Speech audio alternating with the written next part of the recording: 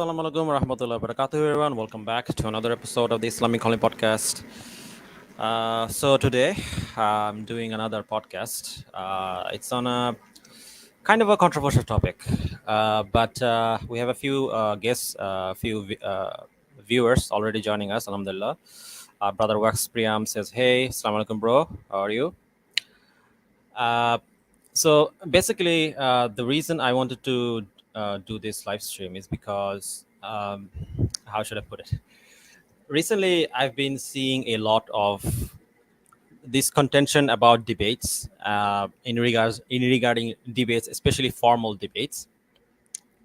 A lot of people are saying that debates are like not permissible at all, and some are saying that you should do debates.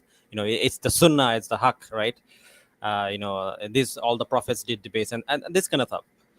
So brother Wax Priyam says, doing fine. How about you? I'm doing well, alhamdulillah. So there's a lot of contentions in regards to this topic of debates, like should we do debates. Now the thing is that especially over the last couple of years, I have noticed that the kind of like dawa culture have shifted to more towards doing these live debates. And unfortunately, we have situations where people are even going out and saying that people who doesn't do debates are cowards, right? However, unfortunately, this is a very problematic situation to take, or problematic stance to take, because if you read the sunnah, or the if you read what the Prophet ﷺ said in regards to this, you will see that Prophet ﷺ actually discouraged people from having debates at all. Like he didn't like this type of kind of like going back and forth constantly. He actually warned against doing debates. There are countless hadith where if you look at it, you clearly see that the Prophet ﷺ did not like, especially Muslim, doing debates amongst themselves. Okay, so this is a serious matter, and so I feel like this does need to be scrutinized under the Quran and Sunnah, and so that's what this live stream will be about, inshallah. Brother Wax Priyam says, Daniel is getting a little excessive with these debates. He needs to chill. Yeah, inshallah, I'll discuss about Daniel. So yeah, let's talk about Daniel. Uh, Now, one thing you need to understand is that I have in the past have supported Daniel on his various adventures, shall we call it. Uh, the reason I've supported him is because I have always seen him as someone who was not afraid to speak the truth or speak the haq, right? Like, for example, my first collab with Daniel happened when he wrote his article against Yakin, and I respected him for it because like a lot of people were not speaking out against Yakin, and Yakin did have a lot of problematic materials, and they still do. Like, for example, the articles that me and Daniel criticized on our very early live stream. Those articles, I don't know whether if they took them down or not. I think some of them are still up. Okay, especially Dr. Jalajal's article is still there. So I'm kind of baffled by that that they still have those articles, even though they promote like clearly Islamic violation, right? To put it in a polite term. So yeah, so at the beginning, like I have no issues with Daniel, and I still don't to some extent, but things started shifted. I don't know when, but it started shifting when his problem with Brother Sajid began. Now again, like I don't like my channel is not about drama. Like I don't want to like get involved in this kind of things. I still so basically there's a lot of things going on in the behind the scenes. So I tried to reach out to Daniel in private, in a lot of areas, try to advise him on some of these matters. But like at one point, I think he stopped responding to me to my emails. Then I started doing some light criticism of some of the things he's doing, but I still like tried to support him as much as I could. But then at one point, when he started like blasting some of these other brothers that I personally know as bootlickers and like Wahhabis and all these kind of like labels, without actually tackling their main arguments, I had some issues with that. And the thing is that some of those brothers, some of the points that they were making, were based on Quran and Sunnah. Like they were not saying this for the sake of it. Like for example, I know Brother Knowledge North. I actually invited him to this live stream, and he blasted him for no reason because Brother Knowledge North never attacked him. I think maybe he had some back and forth with him in like Twitter or something, but he never actually attacked him in like a formal setting. Like he didn't make a video on him, but he just blasted him for no reason. And then he adopted kind of like this bro hajis kind of like I don't know how should I call it, uh, tactic of like calling people bootlickers and this kind of stuff. Like me personally, I was never a fan of that. Like, I mean, you can disagree with some of these brothers, but like to call them bootlickers and things like this is just not okay. By the way, 7 people are watching. Assalamu alaikum everyone.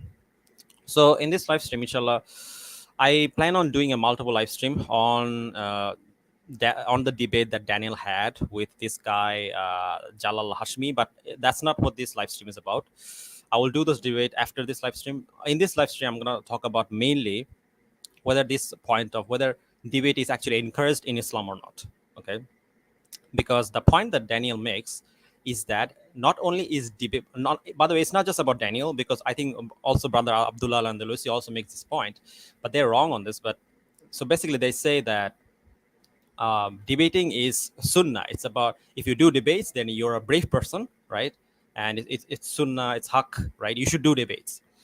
Now, while I don't say that debating is like haram or anything like that, but I do want to warn some of the brothers and say that the Prophet ﷺ did not like this form of like excessive debating. And Brother Wax Priyam says Javed Hashmi, reformist, pretty much a heretic. Yeah, I mean, I don't disagree with that. Like, and that's the thing about Daniel, right? So Daniel will always like go against people who are clear heretics. Like everyone would agree that these people have problematic stances. So he would go against this like clear heretics, and they'll, he'll attack them and this kind of thing. But then he will also attack people who are not heretics, who are actually saying things based on Quran and Sunnah, right? So and that's the thing. Like, you have to distinguish between these two people. Like for example, I think he was kind of like one of his live stream. He was kind of like blasting this other guy. What's his name? Sueb Webb or something like this. So he was like blasting him, and then he was putting Brother Sajid and Brother Knowledge in the same camp. Like what? Like that doesn't make sense. Like obviously, these are two completely different. Like they have two completely different views. Like they're Salafis, right? So why is he like mixing them up? Like it's just it's very problematic. Like so, inshallah, we'll discuss this topic. Brother Dream says Wahhabi is just a derogatory term. Sheikh Abdul Wahab wrote an excellent book of Tawheed. There is no such thing as Wahhabism. It's pure nonsense. Yeah, it's a very kind of like a derogatory term. And you know what's funny? When he was debating Javed Hashmi was also accusing him of being a Wahhabi. Isn't that funny? So who gets to decide who's a Wahhabi and who's not, right? So it's kind of funny that he calls other people Wahhabi, while other people like feminists also calls him a Wahhabi. So like, it's a nonsense term. And I think Brother Knowledge North is actually making a video on it, talking about how this term Wahhabism is used to discredit anybody from like any kind of criticism. So yeah, and so let's get into the video, inshallah. So I'll be reacting to a video by Daniel where he basically talks about this topic of like debating. See, he says that debating is very good. If you're capable of debating, that's very good. It's something that Prophet did. But the conclusion he goes to is actually very wrong. So let's take a look at that, inshallah. By the way, any of you guys want to be a mod in the chat, because this might get a bit heated. I don't know if some of hardcore Daniel's fan may not like what I say, but again, like I have no personal like ill will against Daniel or any of these other brothers that I may criticize in the live stream. But my problem is with the approach that they're taking with some of these other brothers and some of the things that they're saying that don't align with Quran and Sunnah. That's it. And the thing is that I put criticism on anybody. It's not a matter of like my personal feelings. Like if anybody says anything against Quran and Sunnah, I'm going to criticize them, and that includes myself. Like if you guys see me ever doing something that goes against Quran and Sunnah, please warn me, please criticize me. Okay, that's how it should be. So inshallah, let's get started. Let me pull up the video of Daniel. And going. By the way, we have Brother Coffee joining us. Big man thing is true. I'm not sure what that means. Brother Wax PM says, I thought Wahhabism was like Ahmadiyya. No, no, it's not. I mean, like, so Wahhabism can mean different things when it's applied by different people. Like, for example, some will use Wahhabism to refer to people who don't agree with rebelling against rulers, or some will use it to mean just Sunnis in general. Like, it depends, right? Um, so yeah, inshallah, let me open up the window here.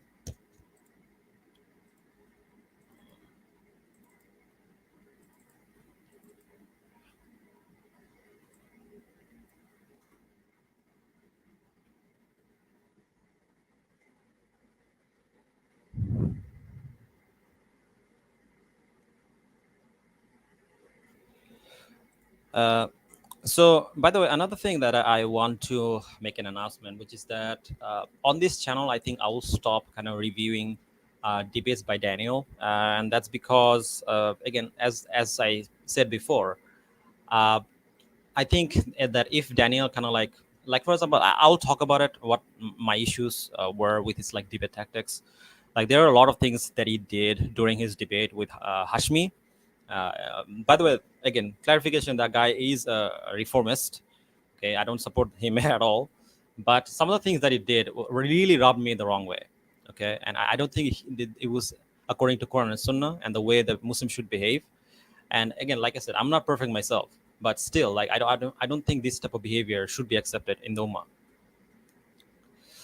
Most people breastfeed children, marry adults. Okay. By the way, Aki, Badar Wax Priyam, I'm gonna make you a mod. Okay. Um, so if you see anyone insulting Islam or the Prophet or anything like that, then please block them and delete them. Let me. Oh, is Brother Coffee already a mod? I'm not totally sure. Let me channel pin message.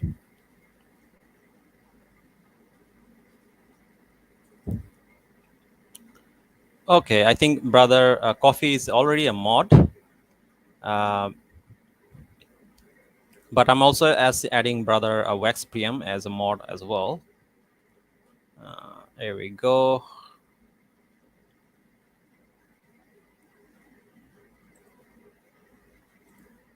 Okay, there we go.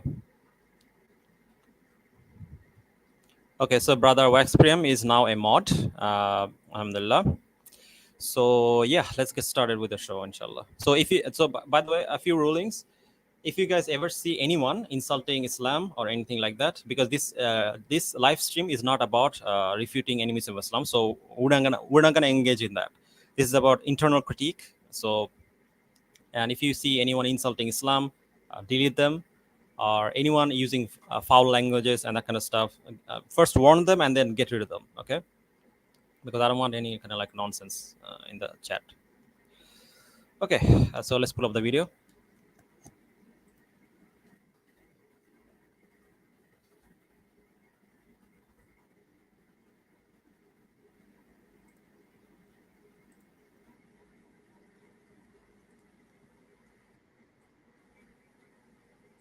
Okay, here we go. Share screen. All right. By the way, just to point point to something, his title of the video is "Unfit Imams and Bootlickers Agree." Like he already like starts with like this kind of like I don't know, what do you call it? Poisoning the well. So he's already saying that bootlickers agree that debate is for arrogant people. Now I don't know who said that.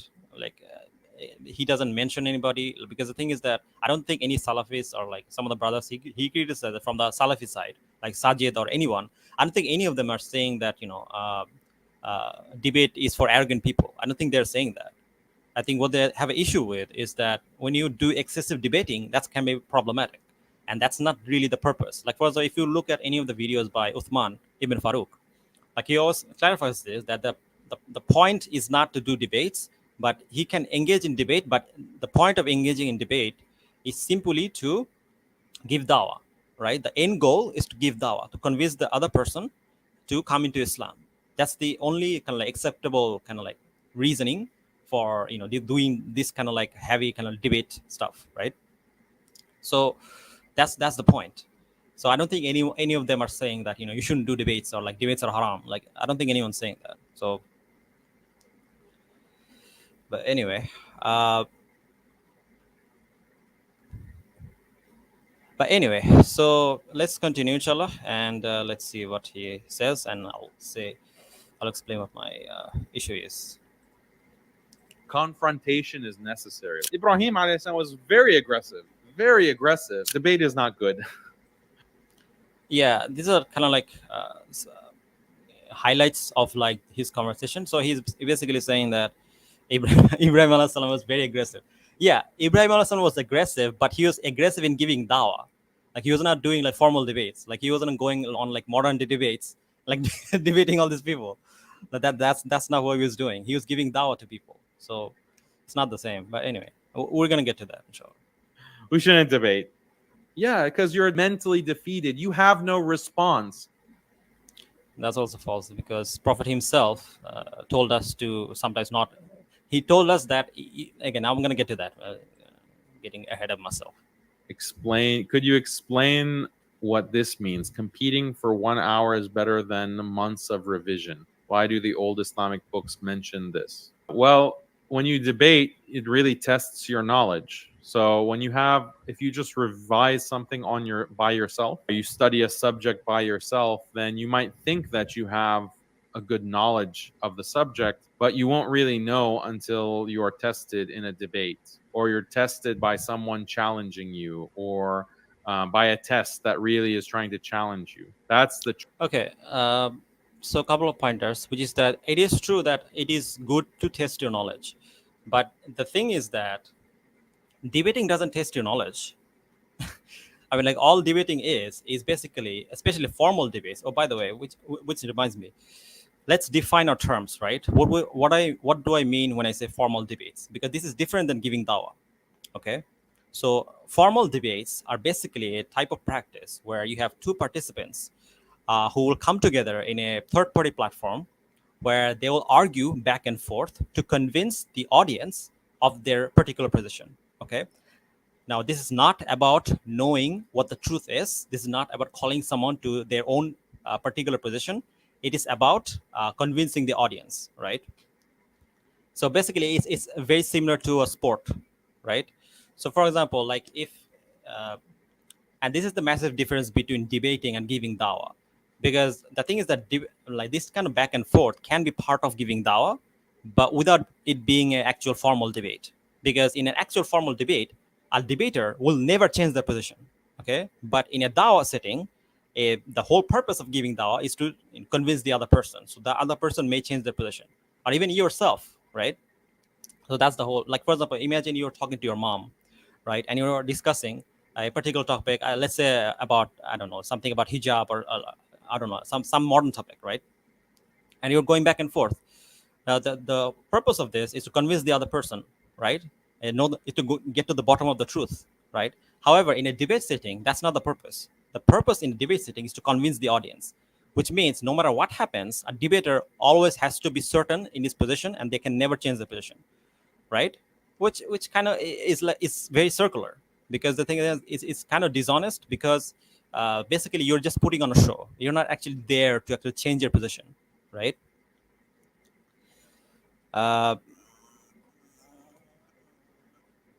So yeah, it's not about changing your position. So the whole thing is very kind of like sus, to use modern terminology.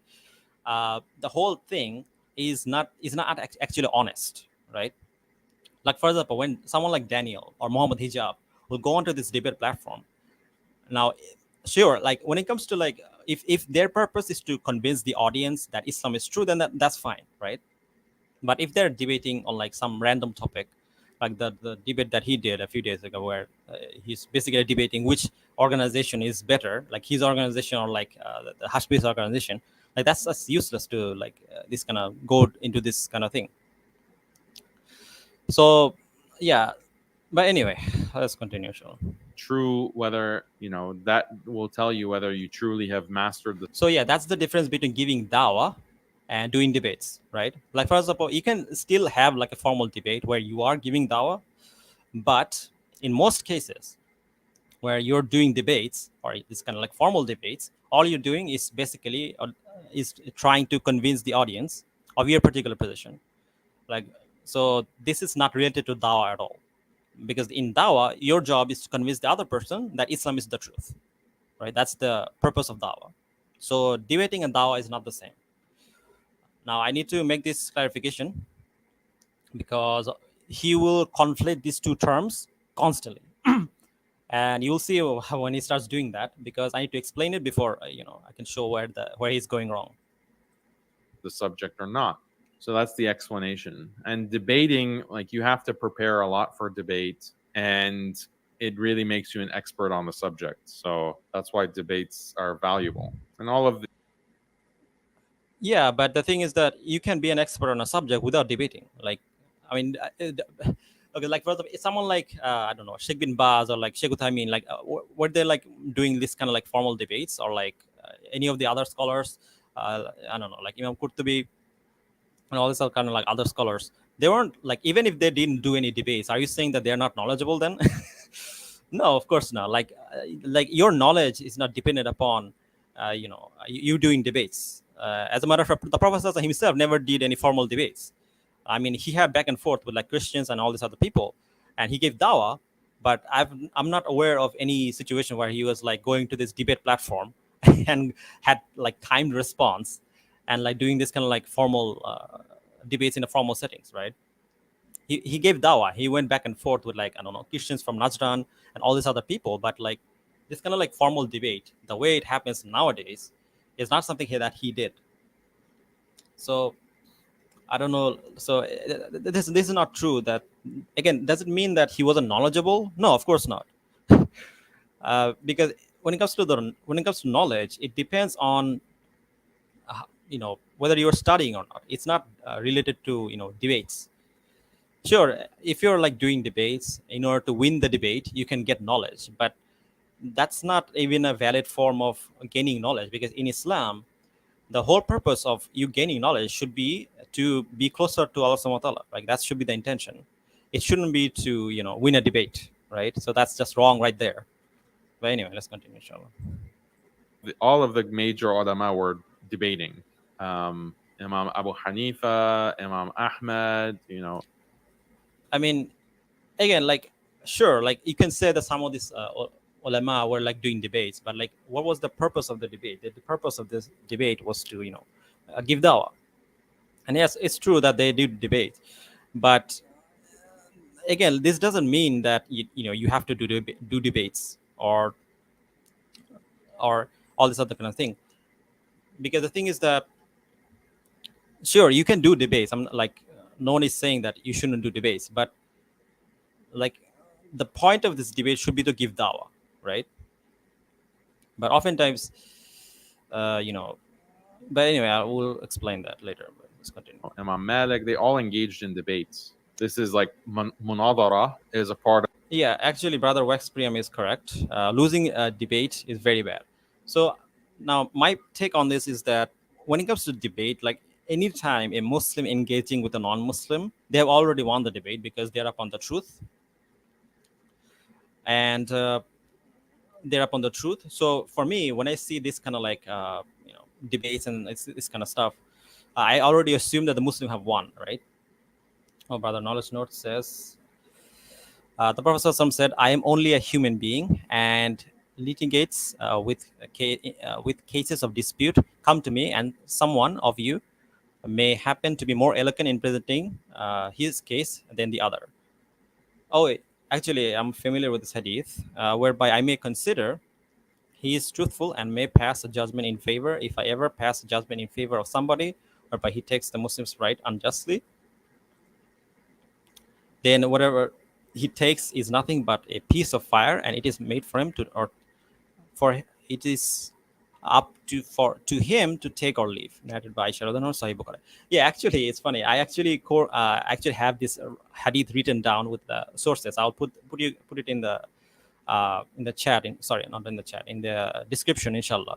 So basically, the hadith is about when Prophet ﷺ was basically telling people that when it comes to legal matter or disputes, whenever someone would come to him, it is possible that the person that is coming to him is very good at debates, right? Very good at making his case. So it could be that he could give the wrong verdict, right? He could give the wrong verdict because he's not all knowledgeable. Only Allah SWT is all knowledgeable. So when these situations like that happen, he said that if you accept that, right, then you're actually taking a risk, and you could be in the hellfire, or this kind of like you could be in the hellfire. So you could be taking a piece of fire, right? That's basically what he was saying. So basically, the Prophet acknowledged that when it comes to this debate, it doesn't establish the truth, right? Brother West Prem said, North, I saw Twitter drama with Daniel. Yeah, brother. By the way, Assalamu alaikum, bro. Thank you for joining us. Inshallah, it's gonna get interesting.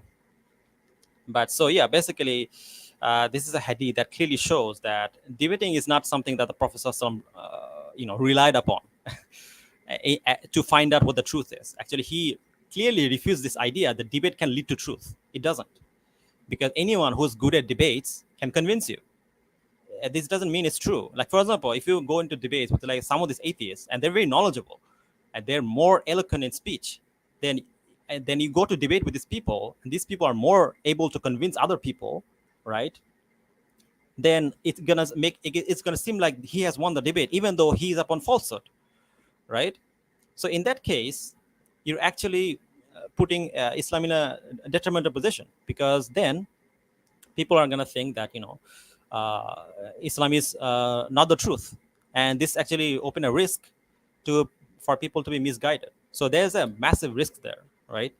Which is why if you're not an eloquent speaker, or if you're not good at debates, even if you're the best person in debates, it doesn't matter, because it can always be the case that there's someone who's better than you, right?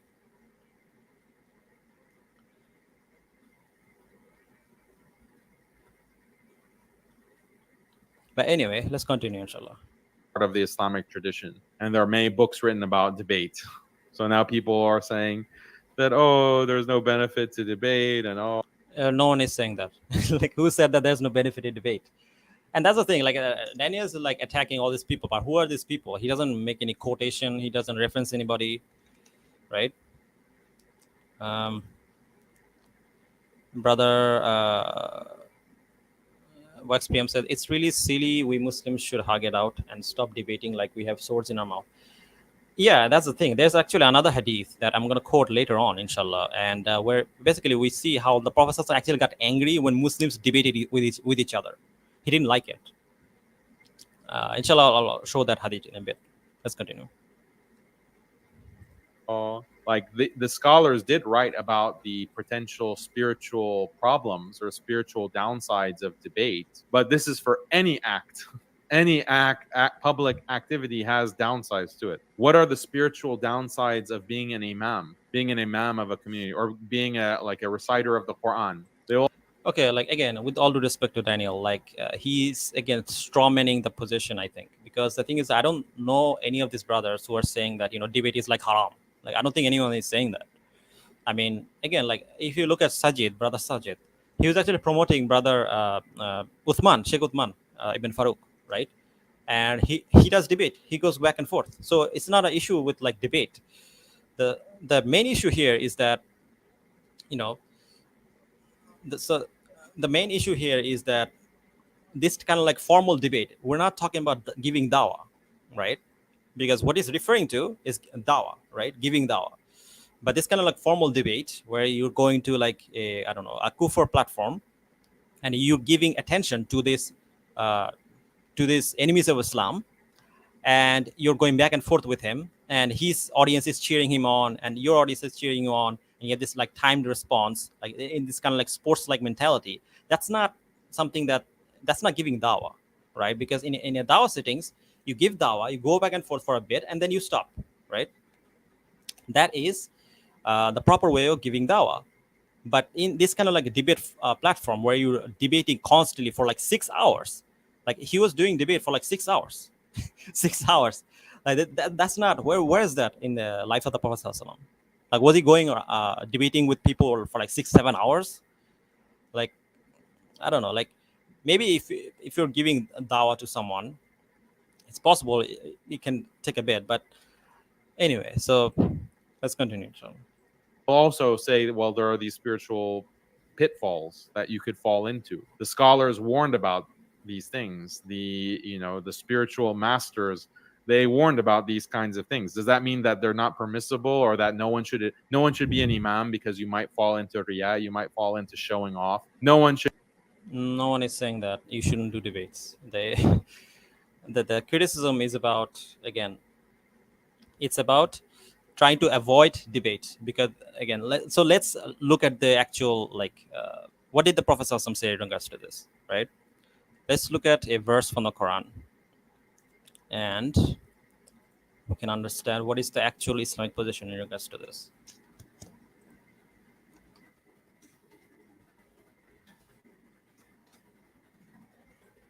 So there's a verse in Quran 1845.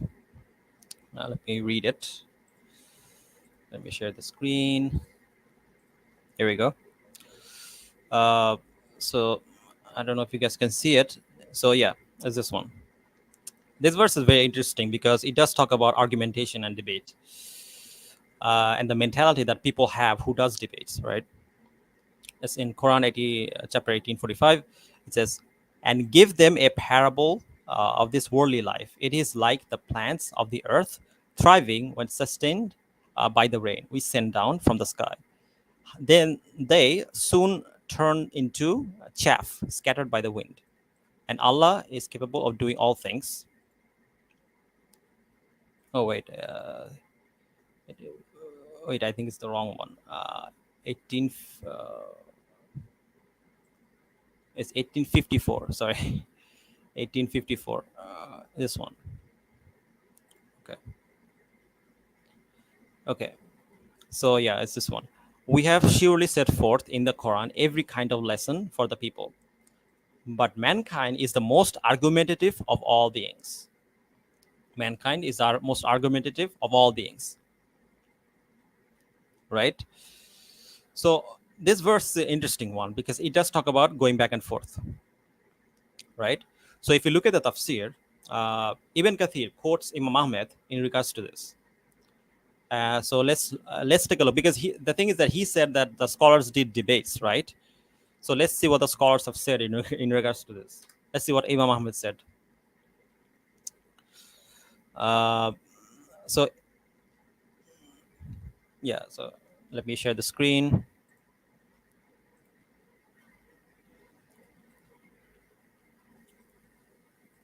Okay, here we go. This is in Quran.com. You guys can check the tafsir yourself. Make it a bit bigger.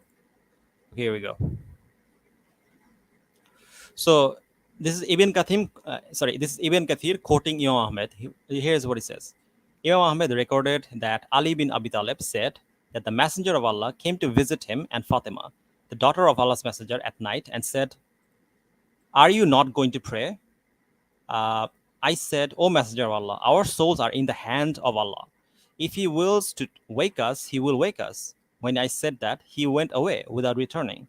Then I heard him as he was walking away, slapping his thigh and saying, "But man is ever more quarrelsome than anything." It was also recorded in two Sahih. So in this hadith, what we see is that the Prophet ﷺ was basically telling his daughter, uh, Fatima, radiallahu anhu. So he was going there and telling her to do tahajjud prayer, right? And I think you can also find this in sunnah.com, this hadith. Let me see. Yeah. It is also in sunnah.com. And Imam Ahmed, let me stop sharing.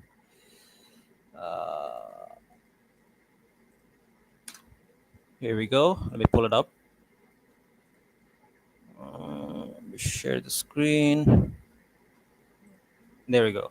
So this is in so this is actually in Sahih Bukhari as well. So I'm going to quote the Bukhari version, the one from Bukhari. And if you read the chapter, the Prophet's exhorting to tahajjud and nawafil without making them compulsory. Right. So this is about the tahajjud prayer, right? So that's what Imam Bukhari is explaining. But the point here is that, so basically the Prophet ﷺ was trying to, he was telling Fatima that she should, pray the tahajjud prayer. But then she made up some excuse and said that maybe she doesn't want to. And the Prophet ﷺ then went away, and then he quoted this verse and said that, but man is more quarrelsome than anything. So this is not a good thing. Now the thing is that if this is really the case, that we should like go around and debating everybody whenever we have a disagreements, then why did the Prophet do debate with his like daughter, right? Is that debating isn't like some people will debate you no matter what, right? That's what the verse is saying. Because the thing is that Allah subhanahu wa ta'ala have sent down in the Quran all kinds of lessons for people. But because mankind is arrogant, oftentimes what they'll do is that they'll try to debate you, even though they deep down knows that this is not the truth, like because of their ego, right? Because they don't want to be seen as wrong. So they want to do debates because of their own ego. It's not because of they want to find out the truth. And when this type of things happen, debating with people is useless, because no matter what you do, that person will never change the position. So for example, when you're debating someone like Apostle Prophet or like, I don't know, David Wood, to be honest, there's no point, because these people will very likely never change the position. And this is what I was talking about in regards to formal debates. Because if this will never change the position, then what's the point in debating them? Like, for example, I see a lot of people like debating like Christian Prince. Like, what's the point? You think that that person is going to change the position? No.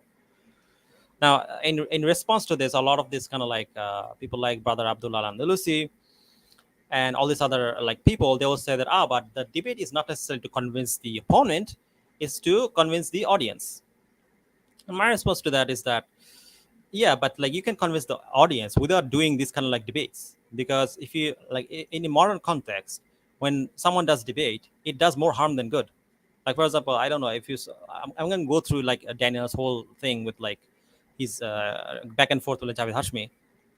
He was like putting out like this kind of stuffed pig and calling him a pig in the middle of the debate. And it was just, this kind of behavior is not acceptable, especially if you're going to give dawah, right? So, and that's the point, right? In the Quran, we can clearly see that arguing when the truth has been established is not a good thing, right? Like, for example, if you establish proof against someone that and say that, hey, look, Islam is the truth, here's the evidence, and here's a sound argument to prove that Islam is the truth, and that person wants to argue with you, then there's no point in debating that person. Okay, it's a waste of time. Here, and that's exactly what the Prophet did. Prophet didn't debate with like Fatima, right? He could if he wanted to, but he simply said that why you're not praying, because he's the Prophet and he has that authority. And yet you have Daniel, who says that, oh, you have to do debates on like every single thing. He was debating like child marriage and all these other things that has nothing to do with proving why Islam is true, right? Because the thing is that with regards to this kind of topics, it doesn't prove why Islam is true. Like, even if for the sake of argument you were able to convince this kind of like kafirs and murtads that yes, there's nothing wrong with like this kind of like minor marriages, that does nothing for the dawah, because that doesn't prove that Islam is true, right? So engaging in this kind of debate only benefits them, but it doesn't benefit the Muslim, right? And so that's the thing, and this is the point, right? Again, I'm not saying that you can never do debates. Like, for example, if you're giving dawah and the person is challenging you intellectually, then yes, you can go back and forth for the purpose of dawah, for the purpose of convincing that person. But if you realize that that person has no interest in becoming a Muslim, and he's just wasting your time going back and forth, people like Christian Prince, people like David Wood, it's a waste of time. This is why the Prophet ﷺ didn't waste his time debating people, especially people like that. So, And if you want to convince their audience, you can do that by writing books, making videos like myself, or making videos like Brother Farid does, refuting their points.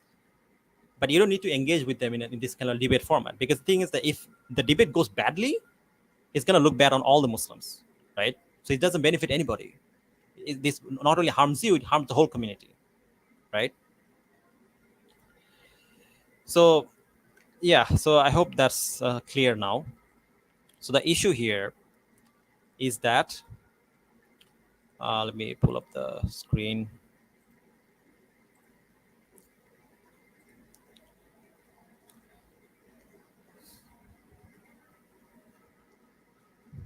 So by the way, apologies. It's actually there's adhan going on, so I cannot speak right now. I'm gonna take a 5 minute break. I'm gonna be back, inshallah. You guys talk in the chat, inshallah. Is the adhan is happening, so I cannot speak, so, inshallah. So I'll be back, inshallah.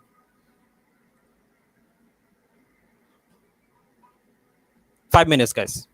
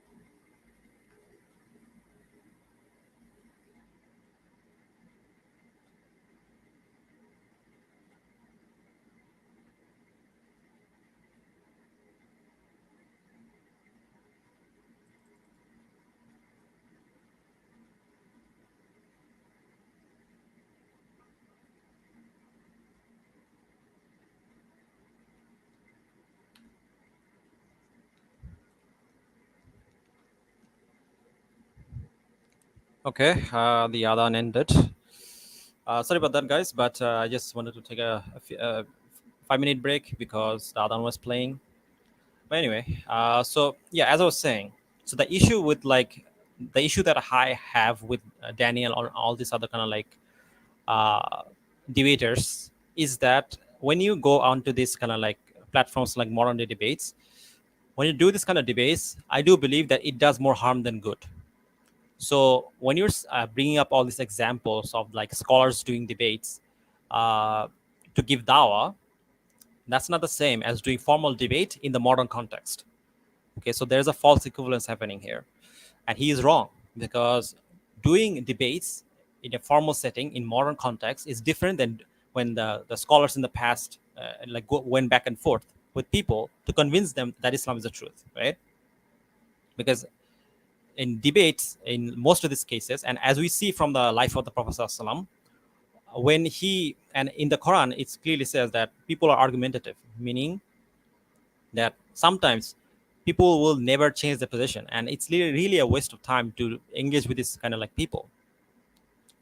So when you're doing debates with like David Wood and all these other people, it's just a waste of time. I mean, you can refute them and the contentions they raise against Islam, but you have no need to debate these people, because the thing is that the truth hasn't been established. So so and that's the thing. Like, so the my contention with Daniel is that a debate in modern context is not beneficial at all. It's just a waste of time. Okay. I know Daniel would disagree with this, but I will explain why I have an issue with this uh, further. But as we see from the Prophet ﷺ, he actually didn't always engage in debates, right? He avoided it. And we're going to show more evidences that he actually told people to not engage in this type of debates as well.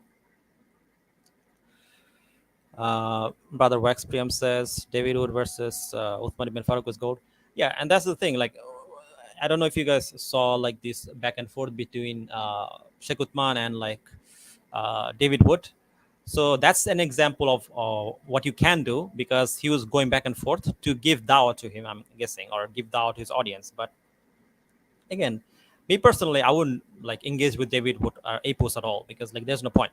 These people are not gonna change. They're not gonna highly unlikely that they'll change. So, but again, like I think Sheikh Uthman, like the reason he went back and forth is because he was in a dawah stall and he was trying to give dawah, right? But it was not like a formal debate. And if you look at Sheikh Uthman, he doesn't do formal debates. I mean, he have discussions with like Murtad sometimes. I think he did a discussion with like Haris Sultan, but it was not a debate. Like it was not a third party kind of like this kind of like, you know, formal debate, as is call it. So yeah. Anyway, let's continue, inshallah.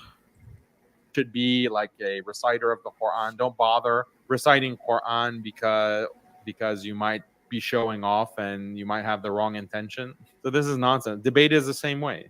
Munadhara is the same thing. Like it has spiritual pitfalls. You have to protect yourself against them. Again, like if debate is the same, then why did the Prophet, didn't always engage in debates? Like, Why also, like no one is saying that debate is like haram. But anyway, many students cannot debate? They might not know the principles of debate. They might not have practical experience with debate, and they might not know the research that's required for debate. Debate doesn't. and that's another thing. This is something that I wanted to bring up. So, what type of debate is permissible actually? The type of debate that is permissible is when you're trying to give dawah, right? For example, in the Quran, Allah Subhanahu wa Ta'ala says the following. Let me pull it up.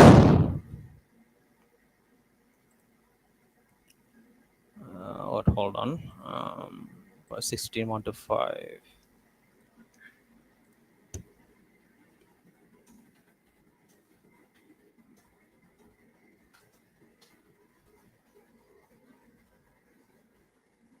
Okay, let me share the screen. It's in Surah Nahl. It says the following: invite all to the way of your Lord with wisdom and kind advice, and only debate with them in the best manner. In the best manner. Surely your Lord alone knows best who is straight from his way and who is rightly guided.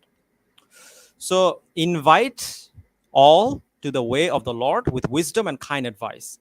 So here, Allah Subhanahu wa Ta'ala clearly establishes that when you're on the only form of debate that is mentioned in the Quran is that when you engage in it, it has to be done to convince people that Islam is the truth, right? And it has to be done with wisdom and kind advice. Wisdom and kind advice. Now, I want to ask chat a question. Do you guys think that modern debaters, modern Muslim debaters, are debating people with wisdom and kind advice? I want you guys to answer this question. All this kind of Muhammad Hijab, Ali Dawa, and like Daniel, do you think that these guys are engaging in debates with wisdom and kind advice? Chat, I want you guys to answer this question. Brother Coffee says, no, sir. Yep. Brother Coffee again says no, sir. Again, answer the question, guys. Do you guys think that all these modern debaters are, trying to give dawah with wisdom and kind advice?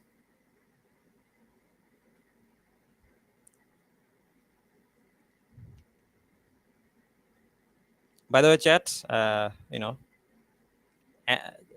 so yeah, as Brother Coffee said, Brother Westbraham also says that I don't think so. Exactly.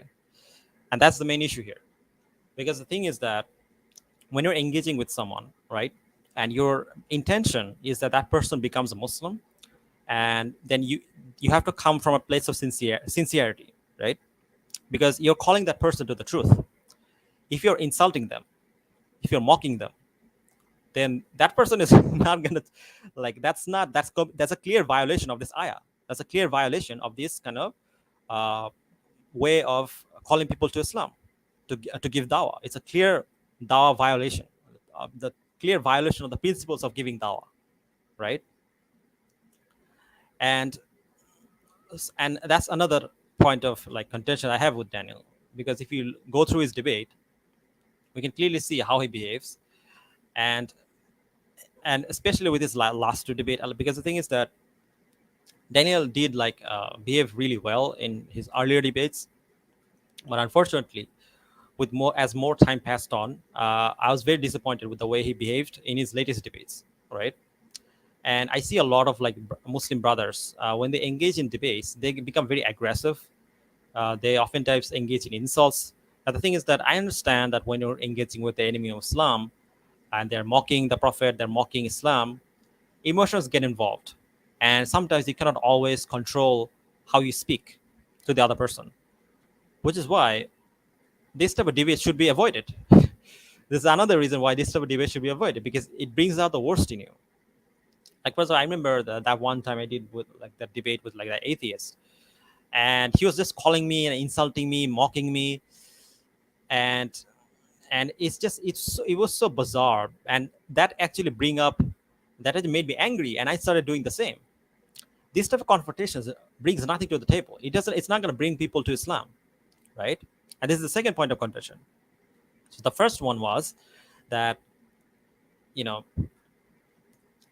there's no point in engaging with people who's never going to change his position. That's a waste of time.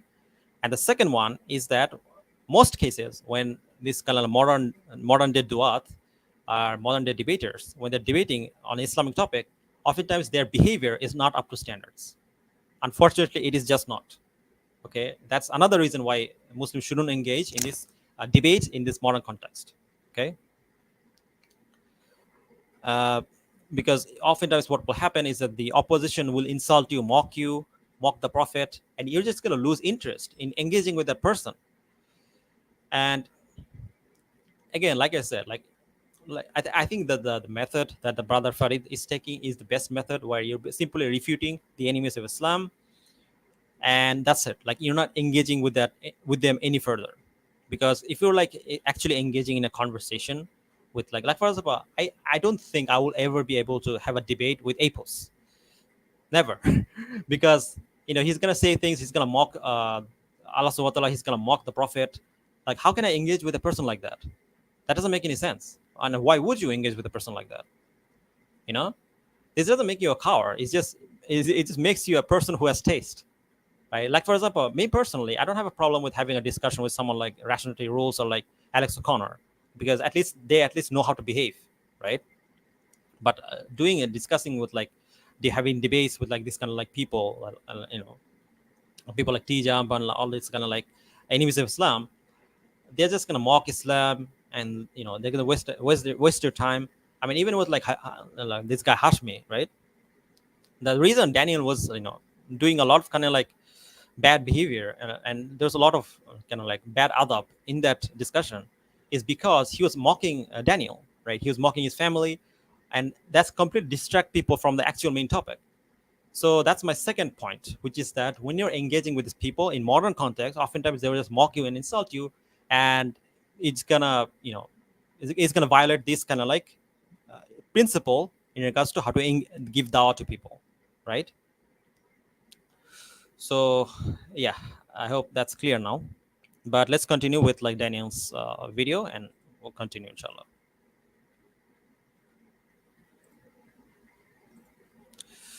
We share the screen. All right. Brother Dream says, Bro Andalusi is also hardly gets angry. Again, like sure, some people may like not always get angry and that kind of stuff. But the point is that when the people he's engaging with is still insulting Allah subhanahu wa ta'ala. They're still insulting Prophet Sallallahu, right? And doing this kind of things. Like why would you put Muslims through that? Right? Because the thing is that and the thing is that, and even with like Muhammad Hijab, when he confronted Apos, he was like throwing up, ripping up the Quran, like this kind of things. It's not unnecessary. Like you don't need to engage with these people. You can simply refute them, make videos against them, and that's it. Like you have established truth against them. Like you don't have to engage, because if you engage, they're gonna provoke you. They're gonna mock you, and that's not beneficial. Like if someone is open-minded and you're having like a simple discussion, then that's one thing. But that's not what's happening here. So anyway, so let's continue, inshallah. So that's the second point why I believe that in modern context, Muslims should not engage in this kind of like debates. But let's continue, inshallah. Doesn't mean you just go and argue with someone. You have to prepare. You have to organize an argument. You have to also understand arguments. You have to understand what a valid argument is. You have to understand. Yeah, and you can understand all this without engaging in debates. Where debates is not mandatory for you to know how logic works, how refutations work. Like you can read the classical scholars, and you can still get these ideas. Right? You don't need to engage in debates. What a sound argument is. These kinds of things that we've started studying in the Jadil program. Then our next class, inshallah, is going to be. And that's the thing, right? So I see a lot of like kind of like Sapiens Institute and like Daniel and all these kind of people. They're basically teaching people about logic instead of things like akida and tafsir, right? No, all you need is like to learn about logic. Now yes, of course, I don't think logic is like unimportant. I do think that students of knowledge, when they have firm understanding of like akida and tafsir and like hadith, I do think they should know about logic to some extent, because especially if you're gonna do dawah or give dawah, I do think that logic is necessary. But I don't think it's something that should be prioritized over like akida or like tafsir. Like that's the thing. Like I think in like Sapiens Institute, they're teaching people like philosophy. Like why? Like teach them akida, teach them like tafsir, teach them sunnah, and then you can maybe talk about logic, right? But the thing is that they're putting more emphasis on debate and discussion over things like akida and like proper Islamic knowledge, right? And that's the thing. That's actually the third condition, which is that these people, when you're engaging in debates, you're more concerned with winning the debate rather than, convincing the other person. And when you're getting knowledge and your purpose of getting knowledge is to simply refute the other person, then that's not the correct way of gaining knowledge, because uh, that actually becomes useless.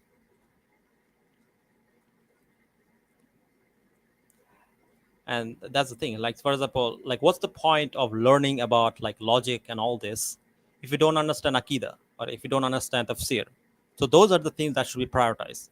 And that's another problem I have with like some of this kind of like debating Muslim duats, which is that they prioritize more on debates, and because of that, they teach people how to debate. They teach people how to teach people philosophy and logic over akida and like tafsir. I think akida and things like akida and tafsir and hadith, learning these things is more important than learning like philosophy, you know, or learning logic. Now, of course, I'm not saying that logic is not important. Like, for example, me personally, like before, like I started learning about akida and this kind of things later on. Like I already knew the principles and logic, and I learned these things, all the basics of it, right? So basically, when I first began my my career, I was actually watching a lot of kind of like philosophical stuff and a lot of stuff on philosophy.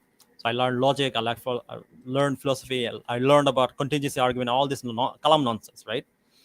That's before I actually learned about Akida. And that's the problem. When I learned about Akida, I realized, wait a minute.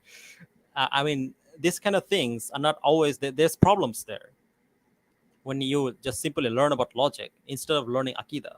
Because if you don't know what your religion actually says, then when you have a situation where you think something is logical, when in reality it's not, and you see that there's a supposed like, uh, you know, confrontations with that, with what like Muslims believe, then you can have doubts.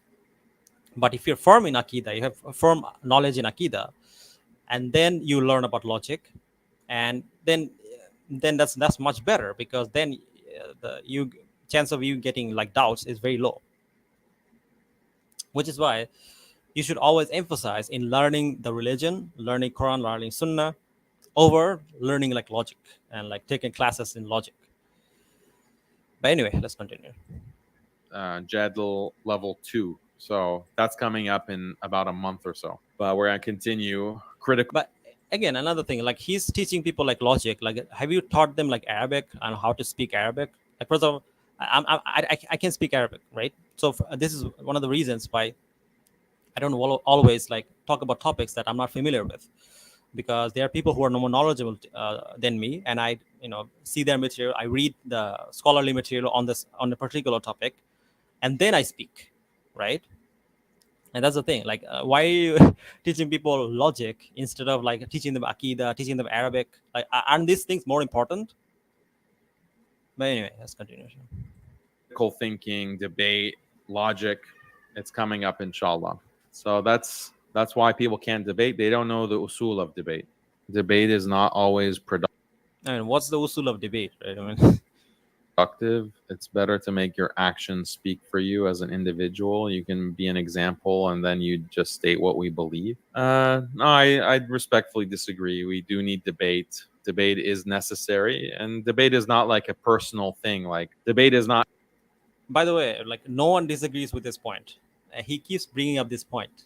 But he says that bootlickers say that you shouldn't do debates, but I don't think anyone is saying that. So this is a straw man. So he keeps like using this straw man that I don't think that debates are unnecessary, and this kind of thing. Like this person in particular, I don't think he's saying that debate is like haram or anything like that. He's just saying that personally he doesn't like to engage in these kind of things for, I don't know, for maybe some personal reason. Every single person, every single Muslim needs to engage in a formal debate. We're talking about. He literally said every single Muslim needs to engage in formal debates. Okay, let's look at Prophet ﷺ and let's see what he said in regards to this, right?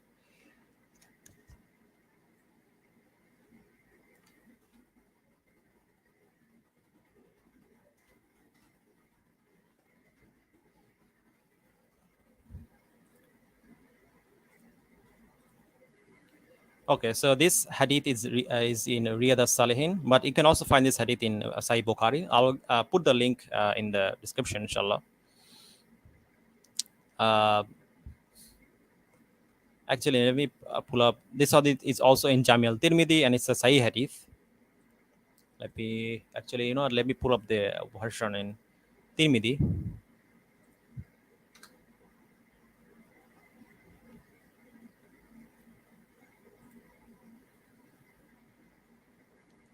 So yeah, this is a Sahih hadith. Hold on, let me.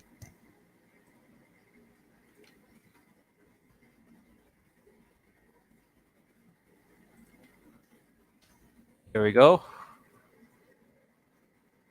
Yeah, it's Sahih according to external evidence, according to Sheikh Albani. Anyway, let me share the screen. So yeah, you can read about this in Riyadh al-Salihin. Good conduct.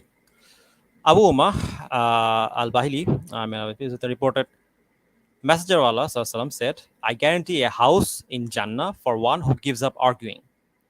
One who gives up arguing. Even if he is in the right. Even if he is in the right. And I guarantee a home in the middle of Jannah for one who abandons lying even for the sake of fun. And I guarantee a house in the highest part of Jannah for those who have good manners. So here the Prophet ﷺ is clearly saying, I guarantee a house for Jannah for one who gives up arguing. One who gives up arguing. And then if you look at the grading of this hadith, it is a Hasan hadith. It's a Hasan hadith according to Sheikh Albani. Now, again, if there's any mistake, if in a hadith scholar look at that and say maybe this hadith is not weak or something, because I cannot guarantee that, yeah, please feel free to criticize me. But as far as I understand it, it is Hasan hadith. So here you can clearly see that the Prophet is saying that that you shouldn't like if you give up arguing with people, then you're gonna get a house in Jannah. So it's preferred that you actually don't debate people. It's preferred.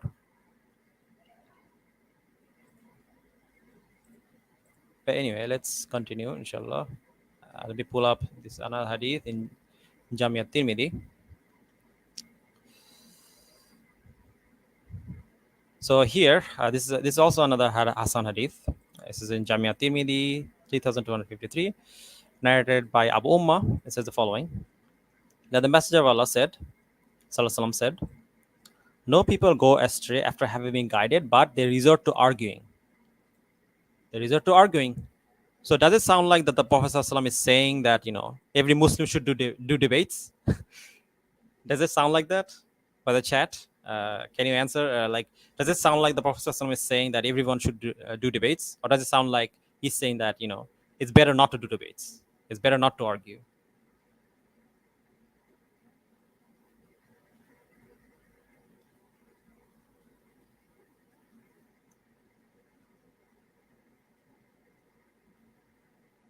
By the way, chat, can you answer this question? Does it sound like that Prophet is saying that everyone should do debates? No, here the Prophet is clearly saying that no people go astray after having been guided, but they resort to arguing. Now, of course, this doesn't mean that doing debates is like haram, but the point here is that when you constantly engage in excessive amount of debate, even like for example, if someone proves you wrong using evidences and sound argumentation, and you still want to debate with the people to save your ego, then in that case, as the Prophet says, you're going astray. And this is in regards to the verse in the Quran that I mentioned. They quoted, the Messenger recited this ayah. They quoted not the above example except for argument, nay, but they are quarrelsome people. So, and that's the thing. Engaging in this type of engaging in this type of excessive debates is not encouraged.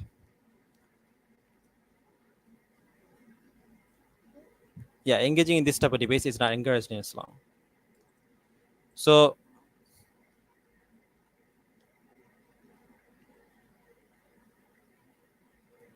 yeah, and this is why you have to be very, very, very careful, because the thing is that if you read about what the Prophet said, he clearly didn't like debates, but there are more evidences for this. For example, let me show you guys what the Prophet said, and this is in a Sahih hadith. This is in Bukhari.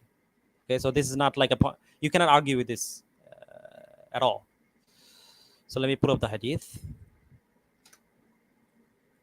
I'm bringing this up because brother Wax Priyam says those are Hasan hadith. Are you sure? Yeah, those are Hasan hadith. I've checked from external sources, but even if you were to dispute this hadith, there's one hadith that you cannot dispute, and this is in Bukhari. Sorry, this is in Muslim.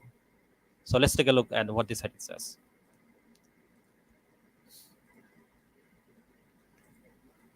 Now this is in Sahih Muslim, 2066. Chapter, the prohibition of and warning against seeking out verses of the Quran whose meaning are not decisive, the prohibition of arguing about the Quran. So Imam Muslim is saying the prohibition of arguing about the Quran, right? This is especially in regards to when Muslims debate with each other. So let's see what it says. And this is in Sahih Muslim. Abdullah ibn Umar reported, I went to Allah's Messenger ﷺ in the morning, and he heard the voice of two persons who had an argumentation with each other about a verse. Allah's Apostle ﷺ came to us, and the signs of anger could be seen in his face. He said, verily, the people before you were ruined because of the disputation of the book, in the book. Their disputation in the book. So the Prophet ﷺ did not like when people were debating about the Quran, right? Because the Prophet ﷺ was still there, right? So that's the thing. Like, if you can establish something based on the Quran and based on the statements of the Prophet ﷺ, or based on the ijma of the scholars, then you don't need to do debates, right? Especially engaging back and forth. And this is something that the Prophet ﷺ did not like. He did not like this. Does it sound like he's saying that, yeah, you should engage in debates? Or does it sound like, no, he didn't like this? Which one is it? Obviously, he didn't like debates. He didn't like the fact that Muslims were going back and forth when he was already with them.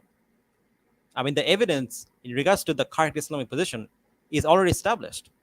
We have the Quran, we have the Sunnah, we have the ijma of the scholars, we have the Salaf, right? So you don't need to engage in debates. All you need to do is establish evidence against the other person. That's it. Whether it's a deviant or whatnot, or liberal or whatever, right? But you can clearly see that the Prophet ﷺ didn't like when people were going back and forth, especially in regards to Islam.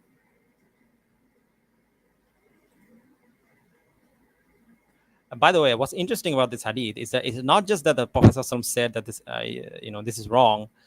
He was also angry. Like the hadith said, Allah's Rasul ﷺ came to us and the signs of anger could be seen in his face. Signs of anger, like he was angry.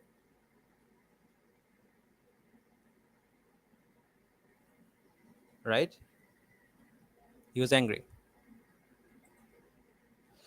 So, brother Dream says you need to know the context of the hadith. I don't think you can take it general. I'm not taking it general. Like, for example, I already established. Like, I'm not saying, like, no one is saying that debate is haram. Like, I never said that. That's not the point. The point here is that clearly, when you read this hadith, you can clearly see that in Islam, it is much preferred that you don't do debates. Okay, that's the point. It's much preferred you don't do debates. Like, if debate can be avoided, it's best you avoid it, right? But in the Quran, of course, like we see that if you want to give dawah, then you can do debates in a proper manner with proper adab and whatnot, right? But Daniel is clearly wrong when he says that every Muslim should do debates. There's nothing like that in the Quran. There's nothing like that in the Sunnah, that everyone has to do debates. As a matter of fact, as we see from the Prophet ﷺ, he didn't even like when people debated, especially amongst Muslims. He disliked it, actually. So, anyway, so Daniel is clearly wrong here. He's speaking nonsense, with all respect. But anyway, let's continue. Formal debates. Formal debates are necessary. Otherwise, you have all of these different people. No, I mean, like, you live in the time of social media, right? You can simply, I don't know, write a book or make a video against the enemy of Islam. You don't need to engage in debate. Brother Wax Priam says, I gotta go shop for some food. Sure, Aki, no problem. You can come back. Like, I mean, I'm nearly finished, but like in an hour, if it's just, yeah, I mean, I don't know if I will be still here after an hour, but if I am, no problem, inshallah. You can go, like, we'll manage it, no problem. Okay. But anyway, so yeah, brother Wax Prem, I think he has to go now. No problem, Aki. There's not that much people here. I think there are 4 people watching. So yeah, you go ahead and, like, you shop. So it's not an issue. So yeah, let's continue, inshallah, and let's see what he says.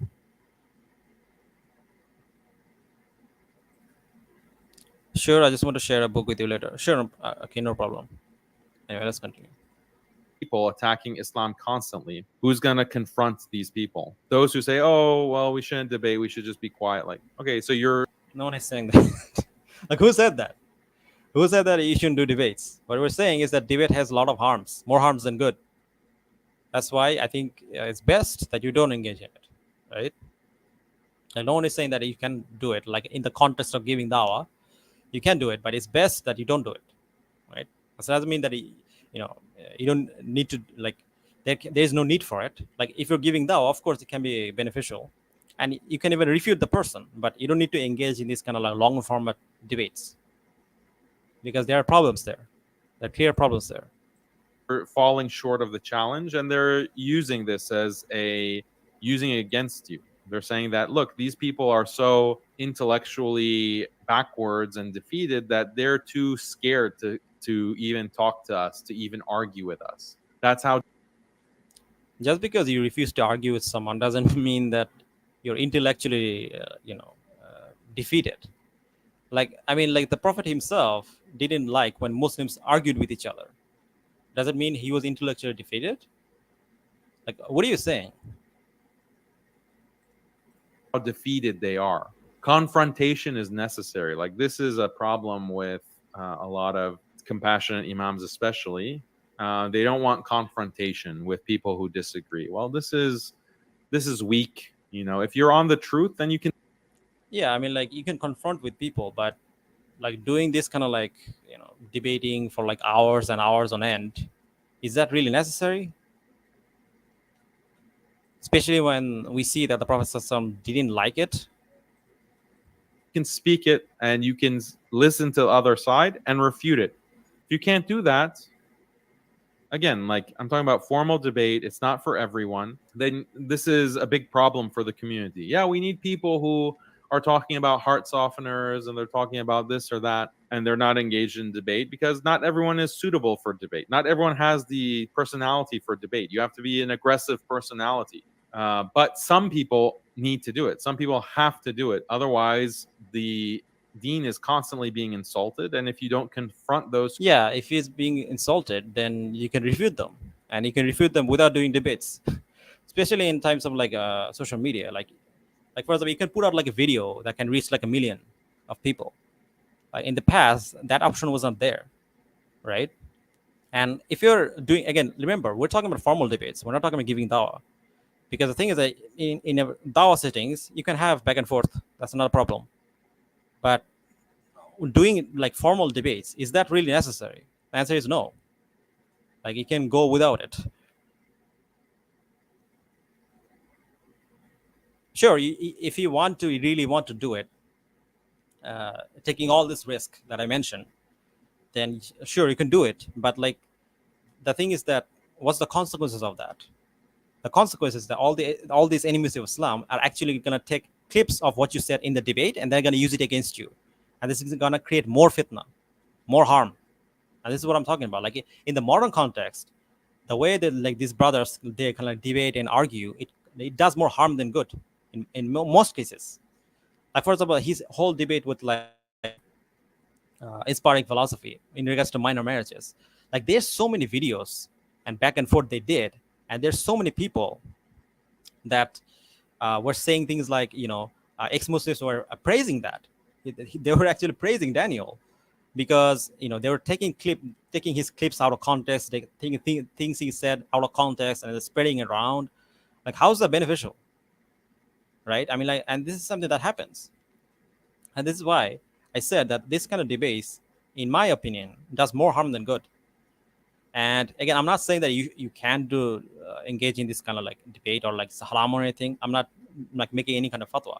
But if you look at the way that the Prophet ﷺ, behaved, uh, and what the Quran says about about people who likes to do debates, it's not positive. Like for example, if you're like argumentative person, right, and you constantly want to do debate, then that's not good.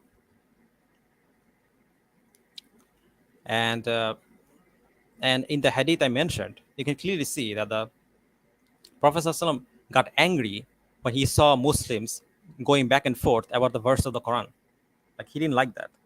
This doesn't mean that you cannot have genuine disagreements. You can, based on the ayah of the Quran. But engaging in this kind of like contentious kind of like debates and constantly debating this is not beneficial. And the Prophet ﷺ clearly didn't like this.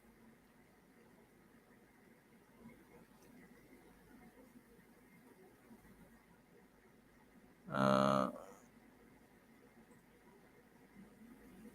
Brother Dream said, not really, still did that arc. Yeah, so again, like what Ahmed Didat did and Zakir Naik does is basically giving dawah. Like I said, we're not talking about dawah. We're talking about like formal debates.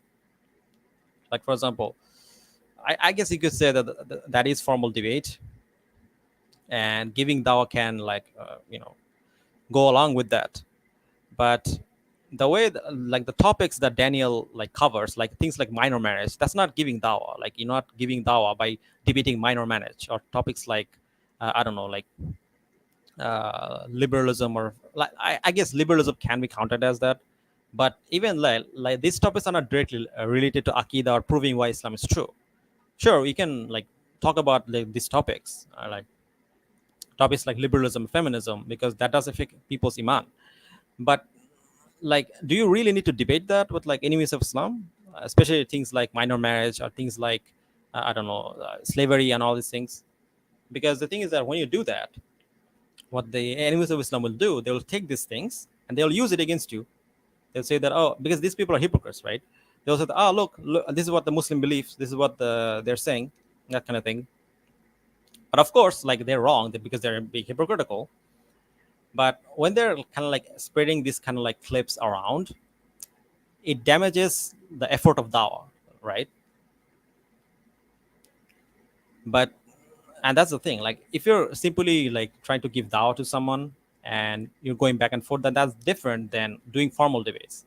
In the formal debate settings, the purpose of like doing this kind of debate is to simply like win over the audience. And oftentimes Muslims, the way I've seen it, cannot do that, and it does more harm than good.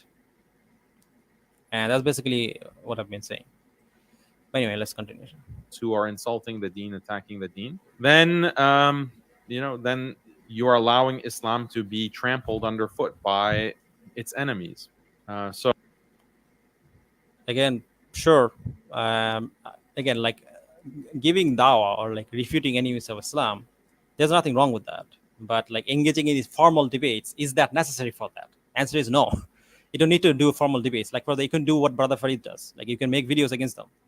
You can write books against them. Scholars have done this throughout the ages. Like Ibn Taymiyyah, Ibn Qayyum, they all wrote books against enemies of Islam. They all wrote books against, this kind of deviants. So it's not necessary that you have to do debates. You can, but it's not necessary, and especially not recommended, because the way he's saying that every Muslim has to go out there and debate. No, as a matter of fact, it's recommended you don't do that, because the Prophet ﷺ didn't like it, right? He clearly didn't like it when Muslims debated. This doesn't mean that you cannot have disagreements with people, especially if you can establish something against someone through Quran, Sunnah, and the way of the Salaf, and scholarly consensus. But the thing is that at that point, you don't really need to do debates anyway, because the truth has been established against them. If the other person wants to argue, you can go back and forth for a bit, but like you don't need to engage like in this kind of like 6 hour like debate. So again, like whatever everything is Daniel saying, he has not been able to establish the fact that you need to do debates. Like you don't. So why is it that like he's trying to emphasize this point that every Muslim should do debates? Like where is that in the Quran Sunnah? Where is that in the Quran that says that you have to do debates? Where is that? Like you can refute enemies of Islam without debating. You can write books against them. You can make videos against them. So where is the need for doing debates? These formal debates.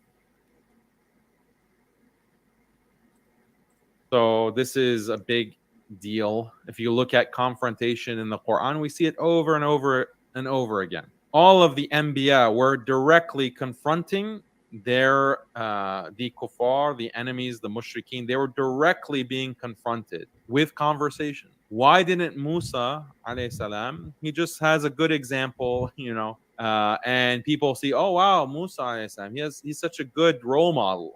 And then he just states his beliefs. No, guess what? Musa alayhi salam went directly against Fir'aun. He went directly. Fir'aun made some points. Musa alayhi salam responded to those points.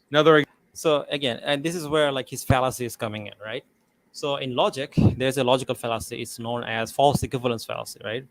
So in false equivalence fallacy, basically when it's a type of argument, a logically fallacious argument, where you basically say that there's argument A, and there's argument. Sorry, there's premise A and there's premise B, then it leads to conclusion C. But in reality, there's premise A, then there's premise B, and the conclusion is that they're similar. But the reality is that they're not, right? So it doesn't follow. It's like a non sequitur, right? And that's what he's doing. Because the thing is that, yes, Musa alayhi salam did confront people, right? He did like going back and forth, but that is not formal debate. That's giving dawah. He was going to up to these people and he was engaging with like the Pharaoh, right? Again, this is exactly what Sheikh Uthman does, right? But that's not a formal debate. A formal debate, as I explained before, as I defined it, is when two participants go to a third party platform in order to convince the audience of their own particular position and to win the sentiment of the I don't know, to quote unquote win the debate, right? So it's like a sport. That's not what Musa alayhi salam was doing. He's trying to call people to Islam. Like he wasn't going out there to like, I don't know, like have this public spectacle, and he was out there to convince the I don't know. I mean, he was out there to convince people, but like it's not a formal debate the way we understand in the modern context, right? So it's something that has to be understood. So it's not the same thing. Like Musa alayhi salam was not going into like modern day debates and then like I don't know, using like this kind of like and stuffed pig and then mocking his opponent. He wasn't doing that. He's simply calling people to Islam and then going back and forth. And there's nothing wrong with that. Like no one has an issue with that. No one is saying that's not something you can do. But the issue here is that when you're doing formal debate, is that necessary? Like, is it necessary to go to like kind of like third party platform and like going back and forth for like 6 hours, 8 hours? Is that necessary? No, like Musa alayhi salam was not like going to this third party platform as like, and then, you know, and then like doing this debate in like the way that like, you know, most duaat nowadays do. Now, of course, when you're giving dawah, debate becomes necessary, but that's not what we're talking about. We're talking about formal debates in modern context, right? You know, this Muslim duats going to this kind of like third-party platforms and engaging in topics like in minor marriage and all this. Like, is that like necessary? Brother Dream said Moses has to debate. It was absolutely necessary at that time. Yeah, he gave dawah, and again, like I said, no one is saying that you cannot give dawah. Like even in the Quran, it says that you have to call people and debate with them in a way that is best. In a way that is best. However, that context is very different than Daniel going on to modern day debates and have this kind of like back and forth for like 6 hours, right? On and talking about a topic that has nothing to do with Islam. Talking about like which organization is better. So the context is completely different. Yeah, exactly. But anyway, let's continue, inshallah. For example, Ibrahim alayhi salam. Ibrahim alayhi salam was very aggressive, very aggressive. Like he went to the extent of actually destroying their idols, you know, and then making that argument. Yeah, again, Ibrahim alayhi salam was not going to like modern debate and like, you know, mocking people and doing all this. Like he was simply having conversation with normal people. He was giving dawah. Again, no one has issue with giving dawah. So like it's not the same thing. That no, I didn't destroy the idols. The big one did it. The big idol destroyed all the little idols. So this is confrontation. This is debate. This is and this is where the fallacy comes in, right? He's saying that, oh, Musa alayhi salam did debates, I do debates, so it's the same. But no, the way he went about, and he basically confronted people in real life. He had discussions with them and called people to Islam. That's not what you're doing. You're talking about like, you know, child marriage and all these other kind of unrelated topics, and going to like this platform, and you're going back and forth and had like this kind of like timed settings like a sport, and then you're going back and forth in that. So it's not the same thing. So that's the thing. Like formal debates and giving dawah is not the same. When you give dawah, the purpose of dawah is to call people to Islam. But when you're debating someone, the person you're debating will never change their position. So it's not dawah. Okay, that's the difference. The difference between dawah and debate is that when you give dawah, there's a chance that the other person may change their position. But when you do debates, there's absolutely no chance the other person will change their position, because it's never going to happen that you're debating with someone like Christian Prince, and all of a sudden in the middle of the debate, Christian Prince is going to be like, "Oh, you know what? You've convinced me. I'm going to change my position." That's never going to happen. Okay? That's completely against the rules of debate, okay? Formal debates. Uh, Brother Dream says it's not a debate; it's just exposing the ignorance. Yeah, exactly. Like, the thing is that, again, as I said, like no one is saying that you cannot like engage with people to give dawah. Obviously, that's something that the Prophet did. All the Prophet, that's actually encouraged in Islam. But what a lot of these Muslim, sadly, a lot of these Muslim brothers are doing is that they're going onto these debate platforms.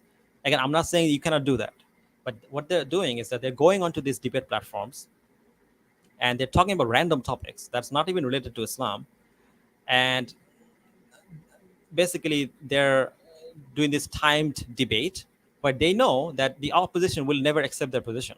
So it's just a sport to entertain people, to show the other people that our position is stronger.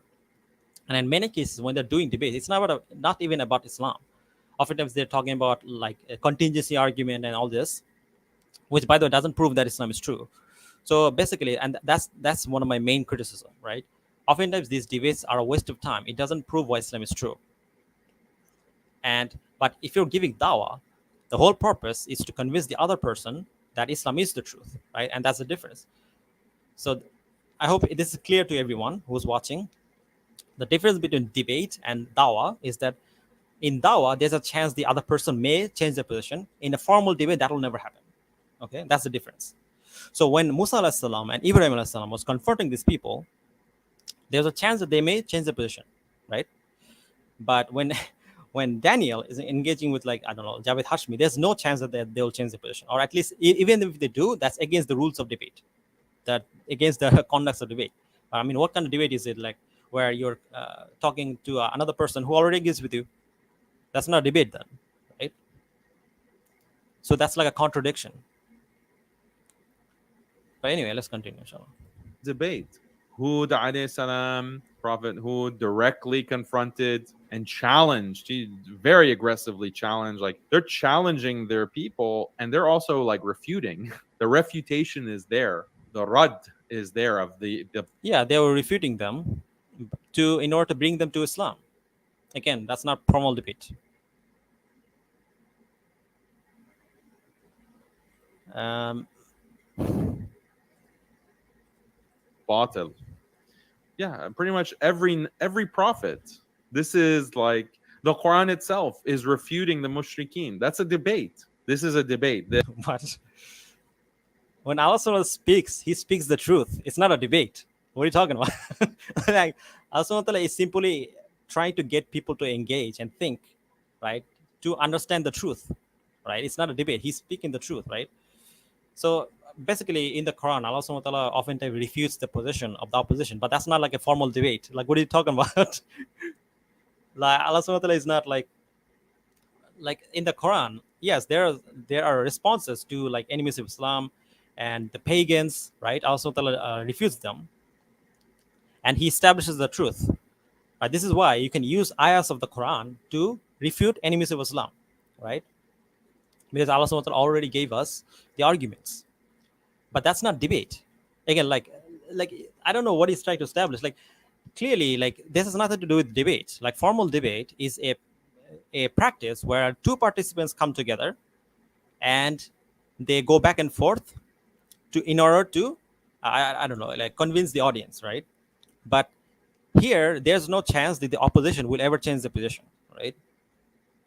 So again, like, I don't know what this has to do with like formal debates, right? Because the thing is, okay, then like you can just simply read ayahs of the Quran and tell them to read the Quran, right? Tell them to read the Quran. Then why do you need to like do debates then? So, and I don't really understand like what he's trying to say. Maybe he's trying to say that because in the Quran you have Allah Subhanahu wa Taala refuting the position of the opposition, that means that debate is preferred in Islam and everyone has to do debates. No. Yeah, Allah subhanahu wa ta'ala, of course, he refutes people, but what he says is the truth, right? He basically responds to the enemies of Islam. But what does that has to do with like debates? Are you engaging with like this random deviant? No, it's just a red herring. It's not related. The mushrikeen, the Quraysh, are coming with this argument against the Prophet sallallahu alaihi wasallam, against Islam. The response is coming from in the Quran. Allah is sending the revelation as a response. That's debate. It's happening. No, that's not a formal debate. Yeah, exactly, brother Dream. As he says, preaching and debate are not synonymous. Like every prophet has to preach to people, but that not generally means a debate. Yeah, exactly. Like giving dawah, that's basically what it is. Like giving, there's a difference between giving dawah and formal debates. It's confusing the two. First of all, of course, in the Quran, Allah subhanahu wa ta'ala says the truth, and you can use that to give dawah, right? You can use that to call people to Islam, but that's not debate, right? In a debate, the other person or who you're talking to will never change the position because that's against the rules of debate. So I don't know what he thinks this has this has to do with debate. Publicly. It's a confrontation. So there's, for someone to say that debate has no place in Islam, this is Again, no one is saying that. frankly an ignorant comment. Okay, you're saying normal Muslims. Okay, yeah, I agree. Normal Muslims who don't have any training, they should avoid debating, going into formal debates. Absolutely. No. But you have people who are making these general statements, like these compassionate imams. They're making general statements like debate is not good. We shouldn't debate. Yeah, because you have a defeatist mentality. You're mentally defeated. You have no response to. Really, they're mentally defeated because the Prophet ﷺ himself also didn't like debate. Was he mentally defeated? The Auzubillah min zalik. Like what is he saying? Again, let's go back to the hadith I quoted. Let's go back to the hadith in Sahih Muslim. Like, like with all respect, like he's speaking nonsense. Because the thing is that although I don't agree with some of these quote unquote compassionate imams, to say that their position is wrong, even though Prophet ﷺ himself didn't encourage debates all the time, he didn't always engage in debates. This clearly established that like debating is not something that's preferred in Islam. Like you can do it in the form for in order to give dawah, but to talk about like to understand the Quran or Sunnah, like that's not preferred. Like for example, again here, he says that they're like ignorant or they have a defeatist mentality, as he says. What did the Prophet ﷺ say?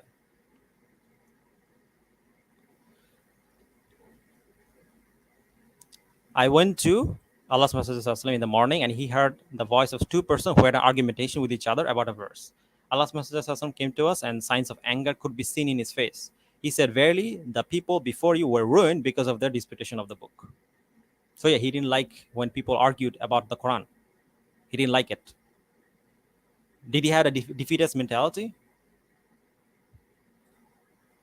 So this is the thing. Like when you talk about certain topic, like you have to be very, very careful, like and what you're saying, because the Prophet ﷺ clearly didn't like when Muslims argued or like went back and forth about a verse of the Quran.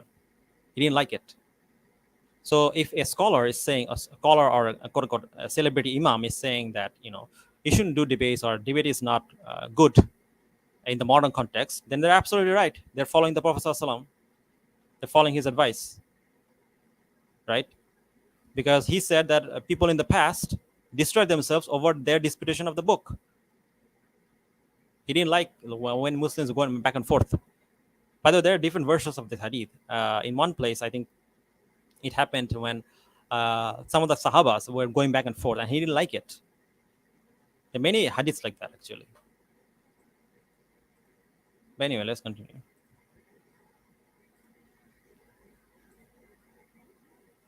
To these atheists and these liberals and these feminists, you're intellectually defeated and you want to justify your, whether it's cowardice or your. Yeah, enemies of Islam, you could refute them without doing debates. And as for like saying that they have a defeatist mentality, did the Prophet have defeatist mentality? He also didn't like it. So what are you saying? You know, simple-mindedness, you're ignorant. Simple-mindedness? Did the Prophet have simple-mindedness? What is he saying? Again, this is the problem. Like, I think maybe Daniel doesn't know about this hadith or hadiths like this, where the Prophet ﷺ did not like when Muslims debated, or he trying to said that you should avoid debates, or avoiding debates could actually lead you to Jannah. But that's a Hassan hadith. But there are many hadiths like that which establishes that strength of this position, right? So you can't just go around saying that debate is preferred, and if you don't do debates, you're a coward. Like, when in reality, the Prophet ﷺ himself told people to not do debates.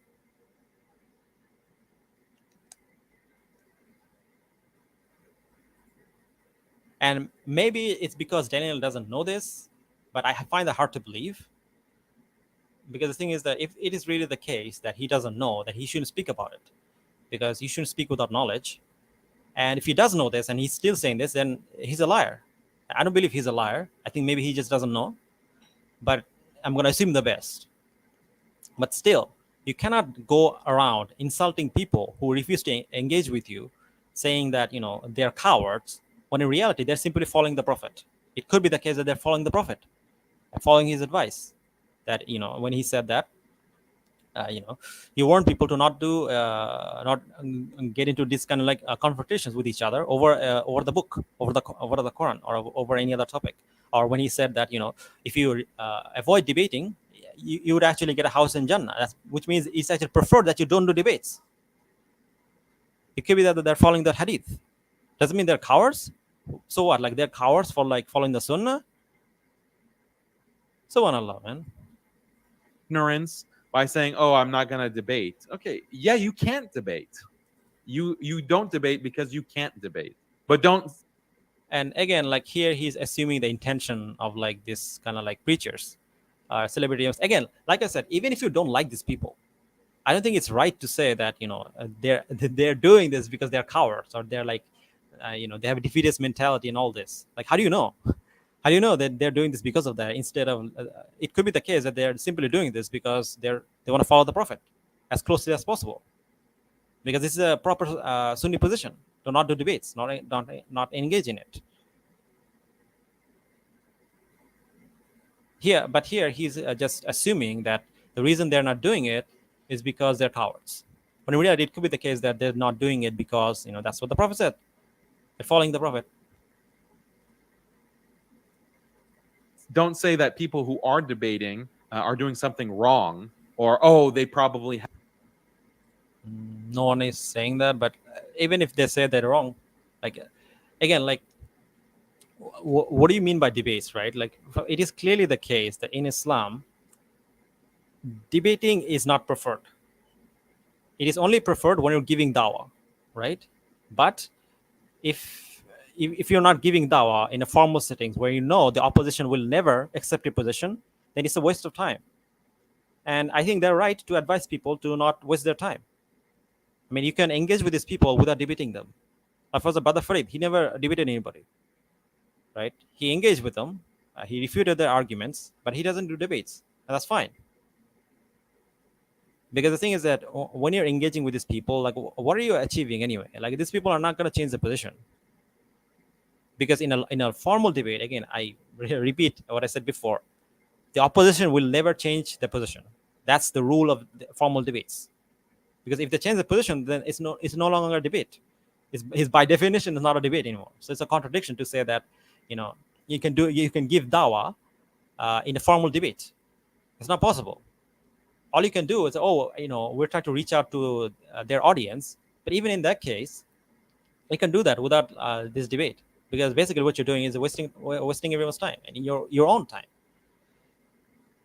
Now, you can engage with people if you believe that person has some chance that they might accept Islam, right? You can do that. But I don't see where this need to do formal debates. Again, I'm going to emphasize, not saying that it's haram or anything like that. I'm not like making fatwa. I'm not a scholar or a legal scholar who can make. I'm like a jurist that can make fatwa like this, right? But I'm saying that there are clearly problems in the debate culture that we have now, where you can see that enemies of Islam can use this portion of debates and they can use it against us to convince, to spread nonsense about Islam. And I mean, if you look at some of the debates that Daniel had in the past, they caused a lot of fitna, both for himself and for the whole Muslim community. Like his whole debate with like inspiring philosophy, Michael Jones, like it was such a disaster. I'm going to be honest. It was a complete massive disaster for the whole community. Like it caused so much nonsense. Like you had Muslims in Twitter just going back and forth, being like very nasty. Like this is not how you give dawah. This is not according to the Sunnah. Like this is not how you should be doing it. You're supposed to give dawah, but with proper manners, right? And maybe I myself may not always be able to do that. So it's advice for me as well. But this is not how we should be doing it. But as personally, I don't believe this it is. So if someone is saying, if these imams, quote unquote celebrity imams, they are saying this, they're wrong, they're right, they're not wrong, because clearly, in moral context, when you engage in this type of debates, it does do a lot of harm, it causes a lot of fitna, and Prophet ﷺ himself didn't like when Muslims went back and forth. So when you do stuff like this, it causes more harm than good, as far as I can see. So if they're saying that you shouldn't engage in this, they're right, because that's what the Prophet did. Prophet also didn't like when Muslims engage in this type of confrontation.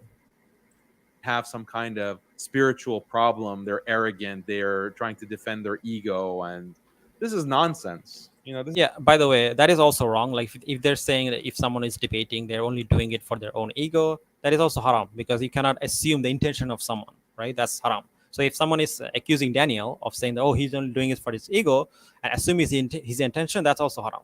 Okay, so if they're saying that, then they're wrong. Just being fair. This is nonsense by people who are they pretend to be knowledgeable and they call themselves sheikh or imam, and they have a basic lack of understanding of Islam. Anyway, so yeah, that's the video.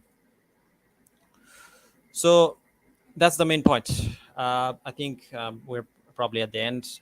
Only one person watching. So I'm gonna emphasize the whole reason I did the stream is because I think Daniel is wrong. He is wrong to criticize people for not engaging with him, because the Prophet ﷺ himself did not like it when Muslims debated with each other.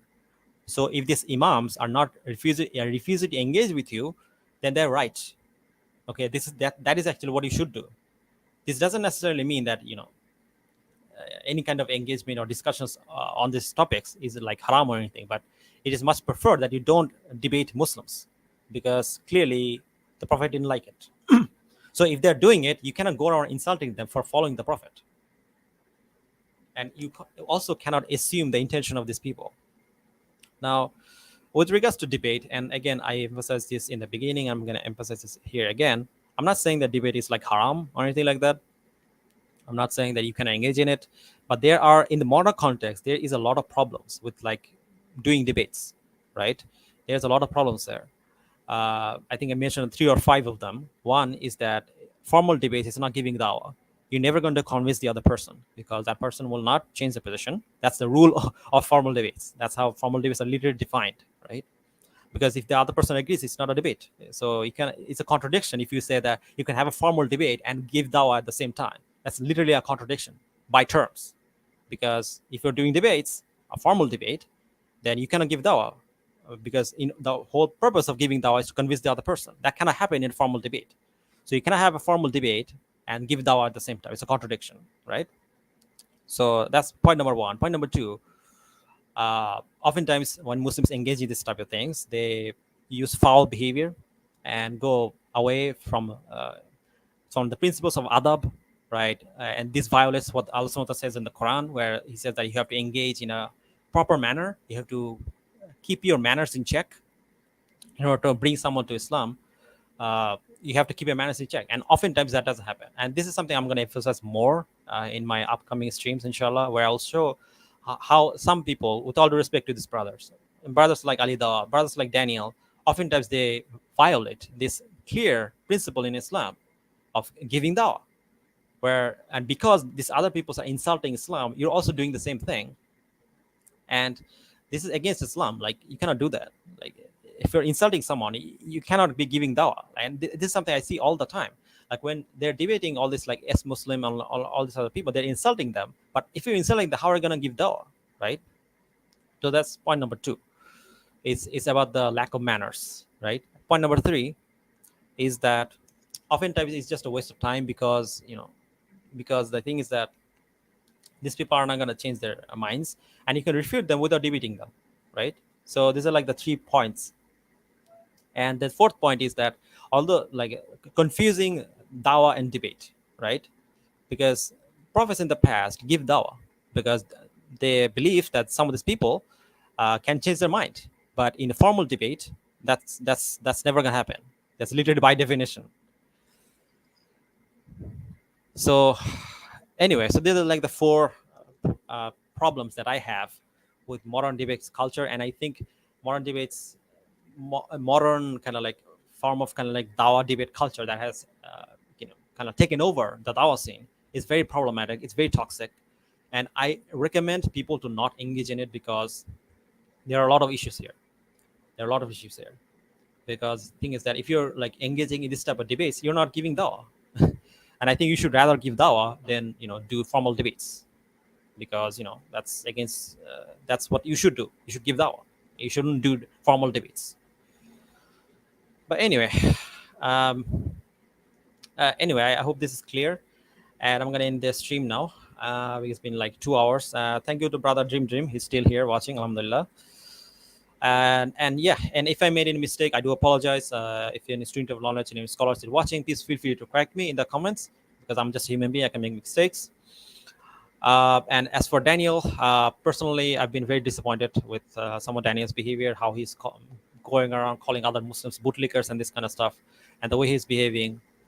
I've been very disappointed. But I will go through some of the debate that he had with Javed Hashmi, but that will be the last debate I review from Daniel, because I don't wanna review any more debates by Daniel, because I don't think it's necessary, because I want to move away from like this type of things. And yeah, and I advise Daniel to like not waste his time with this kind of like debates, and like and wasting his time on this. Like, he could be writing a book. He could, like, for example, he did a lot of good things, right? Like, for example, he was doing these videos. I think it was called Genius of Islam, and those are really good videos. Those are excellent example how to give dawah. And instead of that, he's wasting his time with like engaging with this like Michael Jones, Apostle Prophet. He shouldn't do that. Like, personally, my advice is that don't engage in this type of formal debates, because you're not doing dawah when you're doing them, and that's it. But personally, I'm also not going to advise anymore, because I feel like he knows these things, and I've said this many times. And personally, like, I'm not gonna promote him on this channel, because I've been very disappointed with the way he behaves. And yeah, and basically that's it. This doesn't mean like like I hate him or anything. I have anything personal against him. This is a matter of Islamic principles, because of that, I'm not gonna review any more of his debate. I just hope that he listens to some of the things I said. And yeah, that's it. Again, thank you guys for watching. If you guys like the video, like, share, subscribe, and inshallah I'll see you guys in the next video. Again, if you like the video, like, share, subscribe, and if you want to support me, you can support me on Patreon or by becoming a YouTube member. And yeah, that's all in this video. Thank you guys for watching. Jazakallah khair. Assalamu alaikum warahmatullahi wabarakatuh.